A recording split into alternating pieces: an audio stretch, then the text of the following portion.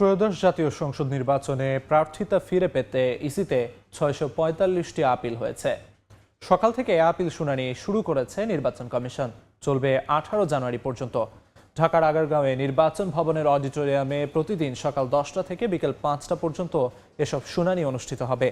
এর আগে বাছাইয়ে সারা দেশে ৭২৩ জনের মনোনয়নপত্র বাতিল হয়েছিল। গতকাল শুক্রবার ছিল রিটার্নিং কর্মকর্তার সিদ্ধান্তের বিরুদ্ধে আপিলের শেষ দিন। এর মধ্যে বেশিরভাগ আপিল করা হয়েছে প্রার্থিতা ফেরত পেতে। মনোনয়নপত্র গ্রহণের বিরুদ্ধেও বেশ কিছু আপিল আছে।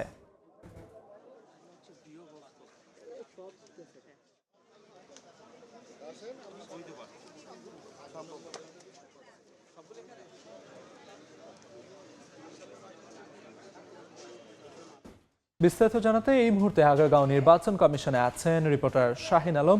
সরাসরি যাচ্ছি তার কাছে। প্রার্থিতা বাতিলের বিরুদ্ধে যে আপিলের শুনানি সেটি কিছুক্ষণের মধ্যে শুরু হবে। ইতিমধ্যে নির্বাচন কমিশন ভবনে এসে উপস্থিত হয়েছেন প্রার্থীরা এবং নির্বাচন কমিশন সংশ্লিষ্ট কর্তা ব্যক্তিরাও আসলে এই শুনানির কক্ষে উপস্থিত হয়েছেন। কিছুক্ষণের মধ্যে এই শুনানি শুরু হবে এবং একটানা বিকেল ৫টা পর্যন্ত শুনানি চলবে এবং আজ থেকে শুরু হয়ে আগামী ১৮ জানুয়ারি পর্যন্ত এই নির্বাচন কমিশনের এই কক্ষে টানা ১৮ জানুয়ারি পর্যন্ত এই শুনানি চলবে।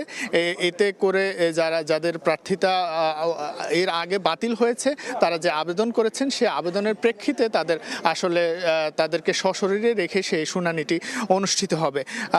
যদি বলি যে এর পাশাপাশি নির্বাচন কমিশনে আরও একটি প্রোগ্রাম হচ্ছে, সেখানে একটি পোস্টাল ব্যালট গণনার একটি মক ট্রায়াল আসলে অনুষ্ঠিত হচ্ছে, পাশাপাশি এই শুনানিটিও চলছে। যদি বলা যায় যে এখন পর্যন্ত শুনানি শুরু হয় নাই, কিছুক্ষণের মধ্যে শুরু হবে। প্রার্থীরা এরই মধ্যে এসে উপস্থিত হয়েছেন, নির্বাচন কমিশন সংশ্লিষ্টরাও এসে উপস্থিত হয়েছেন।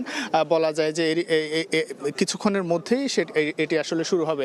আপনারা জানেন যে গতকাল শুক্রবার আপিলের শেষ সময় ছিল। গতকাল পর্যন্ত ৬৪৫টি আবেদন এখানে জমা পড়েছে।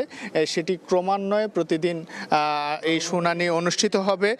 আজকে ১ থেকে ৭০ পর্যন্ত যে ক্রমিক সিরিয়াল রয়েছে সেই সিরিয়াল অনুযায়ী সেই শুনানিটি অনুষ্ঠিত হবে এবং যদি আগামীকাল ৭১ থেকে পরবর্তী এবং ১৮ জানুয়ারি পর্যন্ত টানা এই শুনানি অনুষ্ঠিত হবে। তো এই ছিল আমার কাছে নির্বাচন কমিশন ভবন থেকে যে শুনানি চলছে তার সর্বশেষ খবর। আগারগাঁও নির্বাচন কমিশন অফিস থেকে আপিল শুনানির সবশেষ খবরাখবর জানাচ্ছিলেন সহকর্মী শাহিন আলম।